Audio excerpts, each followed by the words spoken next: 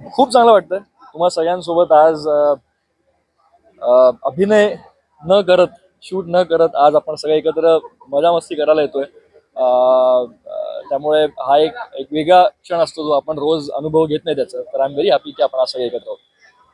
आज तुम्हाला पुरस्कार वगैरे पण भेटणार आहे? मला खरंच माहित नाही ऑनेस्टली, आणि मी तेवढा विचार त्या गोष्टींना घेऊन कधीच केलेला नाही. पुरस्कार जर नशिबात कलाकाराचा असतो, माझ्या असेल तर तो मला मिळेल याचा मला आनंदच वाटेल, आणि नसेल तर मला त्याचं दुःखही असं मला कधी वाटलेलं नाही.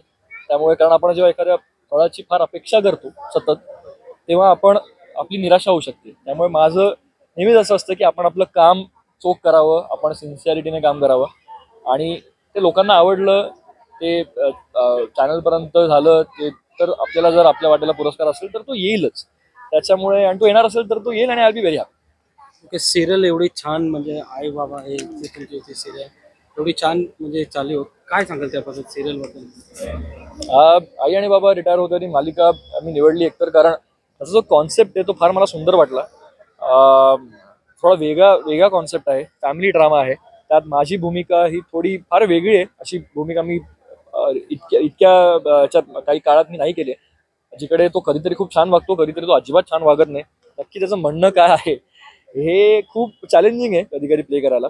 तर आय थिंक ओव्हरऑलच टीम बघता, चॅनल बघता, भूमिका बघता सगळंच जुळून आलं, आणि I felt as an actor याच्यापेक्षा अजून काय मी विचार पाहणार.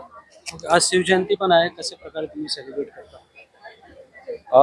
छत्रपती शिवाजी महाराज काय बोलावं.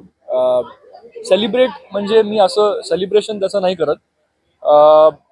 खरं तर माझ्यासाठी रोजच छत्रपती शिवाजी महाराज जयंती असते. कारण आपण एक दिवस फक्त तो साजरा करून मला नाही वाटत की आपण फार त्याच्यात आपण योगदान देतोय.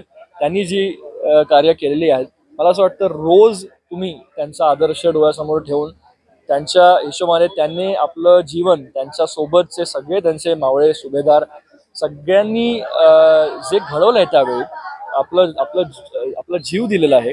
का तर स्वराज्यासाठी. आणि आज आपण इथे एकमेकांसोबत इतक्या फ्रीली उभं राहून बोलू शकतोय कसलाही विचार न करता, ही त्यांची देण आहे. हे प्रत्येकाने डोक्यात रोज ठेवावं, आणि त्या हिशोबाने आपण आपल्या वाटचालीत आपण कसं वागावं, काय करावं, आपल्या देशाला घेऊन या जगामध्ये आपलं योगदान काय आहे याचा विचार सतत करावा. माझ्या पद्धतीने मी हा विचार रोज करण्याचा प्रयत्न करतो की माझ्याकडनं काय चांगलं घडू शकेल, किंवा महाराजांच्या त्यांच्या पराक्रमातनं माझं 1% जरी मी करू शकलो तर ते माझ्यासाठी कदाचित फार मोठं असेल. त्यामुळे हा विचार रोज असतो, आणि तो आजही आहे. अशा पद्धतीने ते सेलिब्रेशन माझं असतं.